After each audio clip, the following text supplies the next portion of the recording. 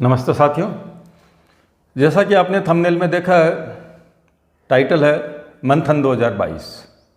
जी हाँ, आज हम मंथन करेंगे सरकार के उस फैसले पर जो 1 जुलाई 2022 को उसने लागू किया।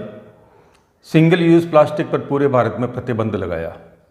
न सिर्फ उसके उपयोग पर प्रतिबंध लगाया बल्कि उसके उत्पादन पर भी प्रतिबंध लगाया और उसके विपणन पर भी प्रतिबंध लगाया। अब उसके बाद क्या स्थितियाँ बनी हैं, इस कानून की कितनी पालना हो रही है, इस कानून का बाज़ार पे कितना प्रभाव है, इन सब बातों पे विचार करने के लिए आज का ये वीडियो मैं बनाने जा रहा हूँ। इसीलिए मैंने इसका नाम रखा है मंथन 2022। आशा है आपको ये वीडियो पसंद आएगा और यदि आपको वीडियो पसंद आए तो कृपया मेरे चैनल को सब्सक्राइब करें, वीडियो को लाइक करें और इसे अधिकाधिक शेयर करें। अब बढ़ते हैं हम आगे के चरण की ओर। मुझे नहीं मालूम इस बारे में आप क्या सोचते हैं, आप कितना आकलन करते हैं कि इस प्रतिबंध का, इस निर्णय का, इस कानून का कितना असर हम लोगों पर हुआ है और ये जो सिंगल यूज़ प्लास्टिक का प्रतिबंध जो है वो लागू हो पाया है या नहीं हो पाया है। यदि मैं संक्षेप में चर्चा करूं तो बाज़ार में जब हम नज़र दौड़ाते हैं चारों ओर तो मुझे लगता है आज भी सिंगल यूज़ प्लास्टिक का उपयोग धड़ाधड़ हो रहा है और इस बात की कतई चिंता नहीं है लोगों को कि सरकार ने इस पर प्रतिबंध लगा दिया है। मैं इसे सरकारी मशीनरी का फेल्योर मानता हूँ कि आज जब सरकार ने इतना बड़ा निर्णय लिया है, जल, नभ, थल सभी प्राणियों की रक्षा के लिए, चाहे वो मनुष्य हो या और किसी तरह के जलचर हो, नभचर हो या ज़मीन पर रहते हो, उन सब की रक्षा के लिए ये निर्णय लिया गया और ये एक बहुत ज़रूरी निर्णय भी था। मगर मुझे लगता है ये जो निर्णय लिया गया ये आधा अधूरा निर्णय है। इसीलिए आज हम इस बात पर मंथन करने के लिए बैठे हैं और हम और आपस में विचार करते हैं, आप मिलकर, कि क्या सचमुच में सरकार का ये निर्णय लागू हो पाया है।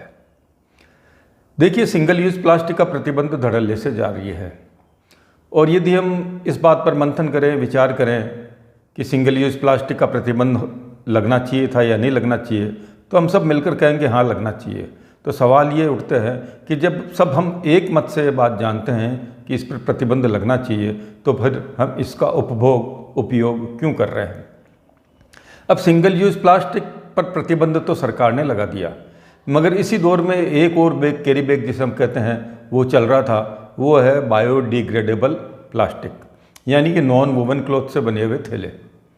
ये थैले भी पर्यावरण को उतना ही नुकसान पहुंचाते हैं, हाँ कुछ कम डिग्री हो सकती है, मगर सिंगल यूज़ प्लास्टिक की तरह ये भी मानव के लिए खतरनाक है।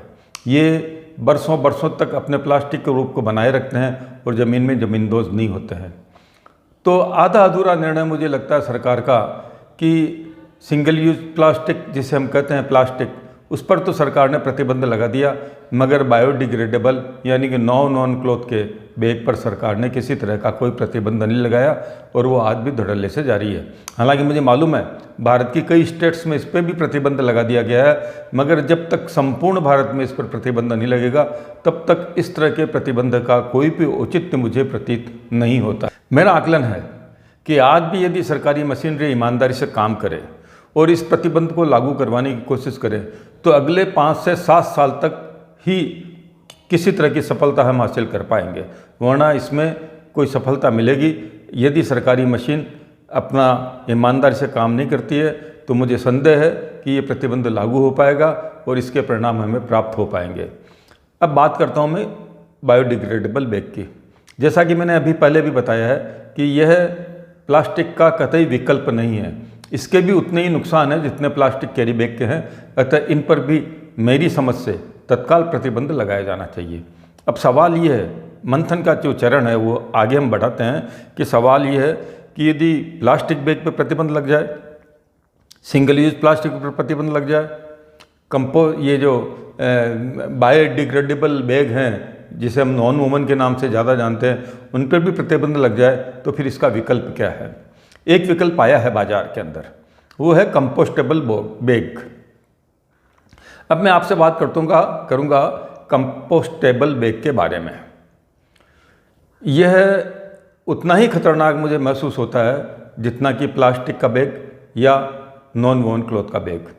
इसके बारे में ये कहा जाता है कि ये फाइबर से बनता है, जिससे मक्का का फाइबर है, गेहूं का फाइबर है, इससे इसे एक टेक्निक के द्वारा बनाया जाता है और इसके बारे में ये भी कहा जाता है कि यदि ये पानी हवा के संपर्क में आया तो ये 180 दिन में ऑटोमेटिकली कंपोस्ट हो जाएगा, ज़मीन दोज हो जाएगा, ज़मीन में मिल जाएगा।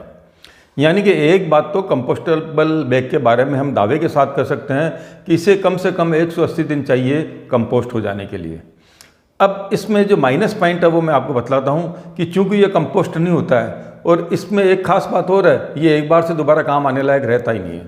इतने पतले माइक्रोन का ये आ रहा है, 10 से 20 माइक्रोन का बाज़ार में बैग आया है सस्ता पटकने के लिए, कि अब उसे दोबारा काम में ले नहीं सकते, तो हमारे पास एक ही विकल्प बचता है, उसको फेंक दो। फेंकने के बाद वो कचरा फैलाने के अतिरिक्त और कोई काम नहीं करता है, क्योंकि इस कचरे को बुनने, जो कचरा बीनने वाली औरतें होती है, आदमी होते हैं जो कचरा बीनते रहते हैं, वो भी इसको उठा के नहीं ले जाएंगे, क्योंकि ये न तो रिसाइकिल हो सकता है, किसी तरह का कोई काम का ये नहीं रहता है। तो ये सड़क पे इधर उधर उड़ता रहेगा, घूमता रहेगा, और न जाने कब 180 दिन होंगे। मैं तो ये मानता हूँ 90 दिन में ही हो जाएगा, पर 90 दिन तक भी ये धरती पर इस तरह विचरण करता रहेगा और प्रदूषण को फैलाता रहेगा, गंदगी फैलाता रहेगा। तो अब आप कहेंगे यार प्लास्टिक भी नहीं, बायोडिग्रेडेबल भी नहीं, और ये कंपोस्टेबल भी नहीं, तो आखिर आप चाहते क्या हो? बिल्कुल सही है आपका सोचना। आखिर मैं चाहता क्या हूँ? मैं नहीं चाहता हूँ, ये समय की मांग है, मेरे चाहने से कुछ होने वाला नहीं है, कि इसका विकल्प है केवल कॉटन कैरी बैग। सरकार को प्रतिबद्धता के साथ इस नियम को लागू करवाना चाहिए और कॉटन के कैरी बैग को ही उपयोग में लाने की सलाह देनी चाहिए या उपयोग का निर्णय लेना चाहिए। एक बात मैं और बतला देना चाहूँगा कंपोस्टेबल बैग के बारे में। ये कंपोस्टेबल बैग या तो गेहूँ के फाइबर से बनेगा या मक्का के फाइबर से बनेगा, और कंपोस्टेबल बैग के लिए जो भी मक्का उगाई जाएगी या गेहूँ उगाया जाएगा उसको अतिरिक्त पानी दिया जाएगा। और ज़रा कल्पना कीजिए कि यदि मक्के के उत्पादन का आधा हिस्सा इन कंपोस्टेबल बैग को उत्पादन करने में लग जाएगा, गेहूं के उत्पादन का आधा हिस्सा कंपोस्टेबल बैग के निर्माण में लग जाएगा, तो फिर जनता क्या करेगी? क्या भूखे मरेगी? तो इस तरह के किसी भी जो प्रोडक्ट को सरकार द्वारा प्रोत्साहित किया जाना, मुझे तो लगता है ये सरकार की दूरदर्शिता का नतीजा है। इसलिए समझदारी इसी में है कि कपड़े के कैरी बैग के, सूती कपड़े के कैरी बैग को प्रोत्साहित किया जाए। अब सूती कपड़े के कैरी बैग को प्रोत्साहित किया जाए, ये कोई नई बात नहीं है। बरसों से हमारे पुरखे, मैंने तो देखा है कि हमारे जब अंकल, हमारे पिताजी, हमारी माँ जब बाज़ार जाती थी तो हाथ में एक थैला होता था, थैला लेके जाती थी, और बाज़ार से कोई भी चीज़ लाने होती थी, जब खरीदारी करते थे तो दुकानदार उसको थैले में डाल देता था। तब था ही नहीं प्लास्टिक की थैलियों का प्रचलन, इसलिए प्रदूषण भी कम था, जीव जनावर जंतुओं को खतरा भी कम था। आज देखिए आप किस तरह हम प्रदूषित हो रहे हैं, हमारे जो जीव है वो प्रदूषित हो रहे हैं। वो जीव चाहे नभ में हो, थल पे हो या जल में हो, उन सबको इसका खामियाजा भुगतना पड़ रहा है। अब आप कहेंगे कॉटन कैरी बैग में क्या विशेषताएं हैं, इसकी बताने की ज़रूरत ही नहीं है, आप स्वयं जानते हैं इसकी विशेषता। पहली विशेषता, ये बार बार काम में आता है। आप इसे काम में लेकर सड़क पर फेंकेंगे नहीं, ये कचरा नहीं फैलाएगा, ये प्रदूषण नहीं फैलाएगा। बार बार काम में आ जाने की वजह से ये कंपेरेटिवली सस्ता पड़ेगा। आप एक कंपोस्टेबल बैग लेके आए और उसको फेंकने के अलावा आपके पास कोई विकल्प ही नहीं है, क्योंकि दोबारा काम में आता ही नहीं है, गंदगी फैलाता है। कपड़े का जो बैग है कहीं गंदगी नहीं फैलाएगा, वो बार बार काम में आएगा, उसे धो धोकर काम में लेते रहेंगे। अब फर्ज कीजिए, हर चीज़ की एक उम्र तो होती है, और कपड़े का थैला फट गया तो क्या करोगे? वो घर पर साफ़ सफाई काम में आएगा, उसे आप टीवी साफ करेंगे, घर के दूसरे जो उपकरण हैं, सोफ़ा है, सोफ़ा सेट है और यूटेंसिल्स है, इन सबको काम करने में, क्योंकि इसमें पानी सोखने की एक अद्भुत क्षमता होती है। अब इसके बाद में आगे बढ़िए, ये चलो इस काम का भी नहीं रहता है तो ये पोछे लगाने के काम आएगा। मतलब ये एक ऐसी चीज़ है जो अंत तक प्रयोग में ली जा सकती है और ये किसी तरह का कोई प्रदूषण नहीं फैलाती है। और हमारे गांव में तो आप जानते हैं कि जब कपड़ा उपयोग का नहीं रहता है, कट फट जाता है, तो लोग गद्दे तक इसके भरा लेते हैं, जिसे गांव की भाषा में क्या बोलते हैं मुझे इस वक्त याद नहीं आ रहा है, खतलिया बना लेते हैं इसका, और इस तरह वो उसको काम में लेते हैं। तो मैं पुरजोर शब्दों में आज आप सबसे कहता हूँ कि ना आप प्लास्टिक का, सिंगल यूज़ प्लास्टिक का कैरी बैग काम में लें, ना आप बायोडिग्रेडेबल काम में लें, ना आप कंपोस्टेबल काम में लें, आप काम में लें केवल और केवल केवल और केवल कपड़े का बैग। इन्हीं शब्दों के साथ आज के इस वीडियो का मैं समापन करता हूँ। फिर कहता हूँ, यदि आपको मेरा ये वीडियो पसंद आया हो तो प्लीज़ मेरे चैनल को सब्सक्राइब करें, वीडियो को लाइक करें और अधिकाधिक शेयर करें। धन्यवाद।